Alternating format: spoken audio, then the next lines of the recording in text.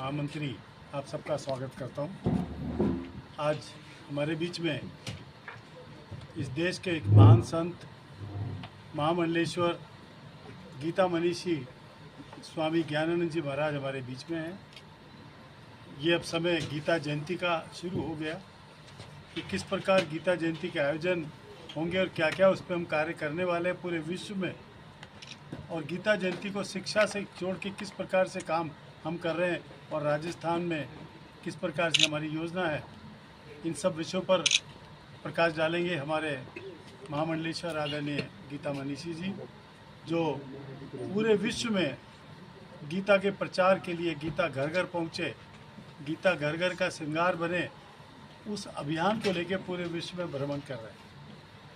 पिछले दिनों में आपकी जानकारी के लिए आप तो मीडिया से आपको सबको मालूम होगा कि पिछले 4 सालों में लंदन, जो जैसे अपने यहाँ राज्यसभा लोकसभा है, house of Lord, house of common, के कनाडा, ऑस्ट्रेलिया, श्रीलंका, मॉरिशस, इन कंट्रीज़ की पार्लियामेंट हाउस में गीता जी को स्थापित करवाया है।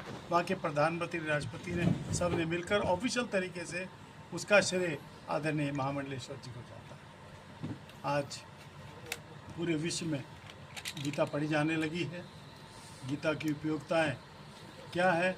महाराज श्री ने अपनी कलम से बहुत सी गीता के विषय में, मतलब कि मैं आपको बताऊं कि गीता एक खाली गीता नहीं, क्योंकि आपको मालूम है गीता कोई धार्मिक ऐसा ग्रंथ नहीं है। Gita is for all. Gita teaches you the way of life, वो आपको जीने का ढंग सिखाती है।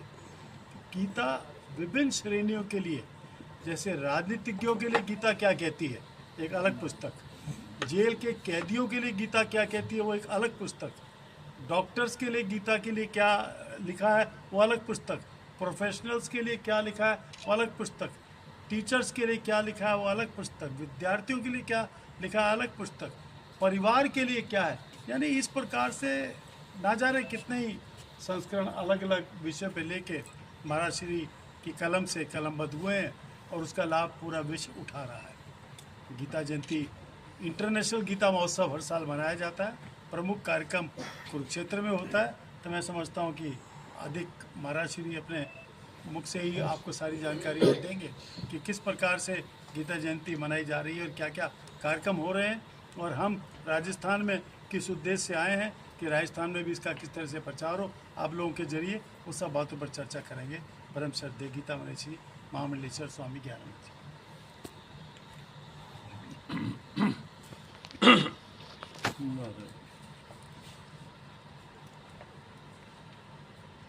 राजस्थान की राजधानी जयपुर में आज एक दिवसीय प्रवास में आना हुआ। वस्तुतः इस समय मार्ग शीर्ष का महीना चल रहा है, जो अपनी भारतीय संस्कृति में मास की गणना आती है। जैसे जनवरी फरवरी गणना सब परिचित है, लेकिन अपनी भारतीय गणना जो है वो चैत्र वैशाख के अनुसार इस समय मार्ग शीर्ष का महीना है। कल इस महीने की कृष्ण पक्ष की एकादशी है, और आगे जब शुक्ल पक्ष की एकादशी आएगी, वो तिथि है मार्ग शीर्ष के शुक्ल पक्ष की एकादशी, जिस तिथि में भगवान कृष्ण ने कुरुक्षेत्र महाभारत की युद्ध भूमि में अर्जुन को निमित्त बनाकर पूरे विश्व के लिए, पूरी मानवता के लिए गीता का उपदेश दिया।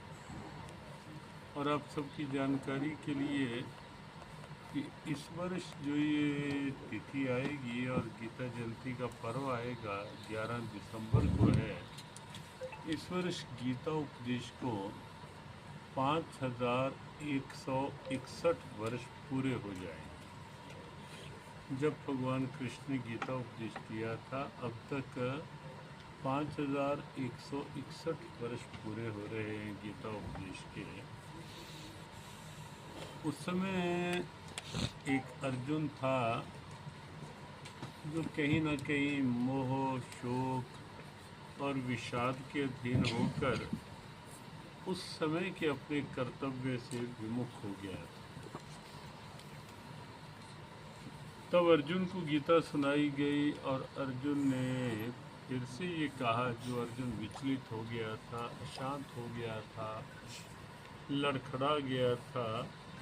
गीता सुनकर उसी अर्जुन ने कहा कि अब मैं पूरी तरह स्थिर हूँ, स्थित वस्तु शांत हूँ, अब मैं अपना कर्तव्य करूँगा।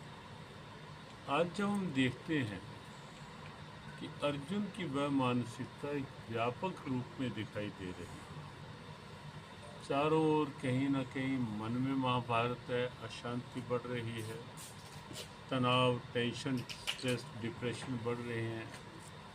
युवाओं में जब आत्महत्या की बात सुनते हैं तो बड़ा कष्ट होता है कि टीन एज या यंग एज और उसमें सुसाइड की बात बहुत, वो इसीलिए है कि कहीं ना कहीं सही मार्ग का चयन नहीं है, निर्णय की स्थिरता नहीं है, वर्तमान में ध्यान नहीं अपने कर्तव्य पे, कहीं भविष्य की चिंता, कहीं इधर उधर ध्यान अधिक पढ़ाई से, और जब लक्ष्य पर स्थिरता नहीं होती तो मन कहीं ना कहीं बिगड़ता है।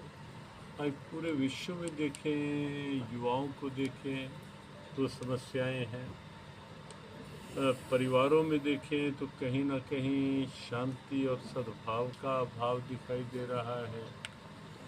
पूरे विश्व स्तर पर देखें तो तब वो महाभारत थे, आज कहीं ना कहीं पूरा विश्व ही ऐसी स्थिति में है। तब दो सेनाएं थी, कौरव पांडव, अब कभी ना कभी ऐसी आशंकाओं में घिरा हुआ विश्व दिखाई देता है कि कहीं रशिया और यूक्रेन कितने वर्ष हो गए, कहीं हमास और इजराइल कितना समय हो गया, और पूरा विश्व का ध्रुवीकरण कहीं कभी कभी आशंकित करता है कि कुछ इधर कुछ उधर, कहीं कुछ और ना व्यापक हो जाए। तो पूरा विश्व जहाँ एक और भौतिक विकास चरम पर हैं, वहीं साथ साथ ये अशांति, दुर्भाव और युद्ध की विभीषिकाएँ, कई तरह की समस्याएं, चिंताएं, आशंकाएं, ये सब बढ़ती दिखाई दे रही हैं। तो भगवद गीता उसका समाधान है।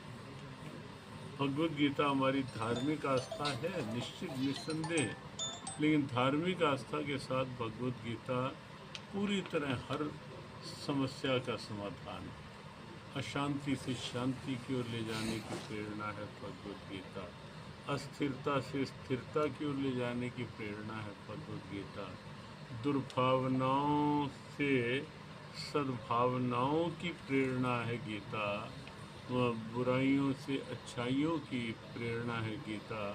तो ऐसी गीता, भगवती गीता ग्रंथ हमारा ये बच्चों के साथ संस्कार के रूप में जुड़े, क्योंकि बचपन कहीं ना कहीं हम देखते हैं संस्कारों से विहीन हो रहा है। युवाओं के साथ जुड़े ताकि युवाओं की में सकारात्मक और रचनात्मक ऊर्जा का संचार हो पाए, और गीता सक्षम है उसके लिए। गीता हर क्षेत्र तक पहुँचे, तो यही प्रयास हमारी जो संस्था है जियो गीता, अभी हमारे महासचिव प्रदीप मित्तल जी ने कुछ संकेत किया, हमारे जो राजस्थान चैप्टर है जियो गीता का कोटा, पिछले दिन हम थे कोटा से, हमारे कृष्ण पाठक हैं यहाँ राजस्थान चैप्टर के संयोजक हैं, तो योगाचार्य मनीष जी हैं यहाँ, वो भी जियो गीता का इस कार्यक्रम के संयोजक भी हैं, और जियो गीता के का उनके पास भी एक बड़ा प्रभार है कि गीता को कैसे,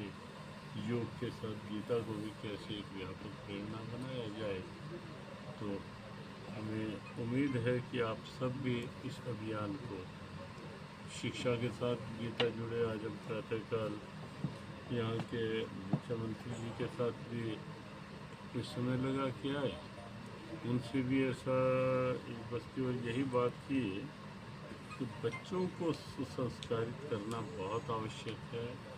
बचपन नहीं संभला तो भविष्य कैसे संभलेगा।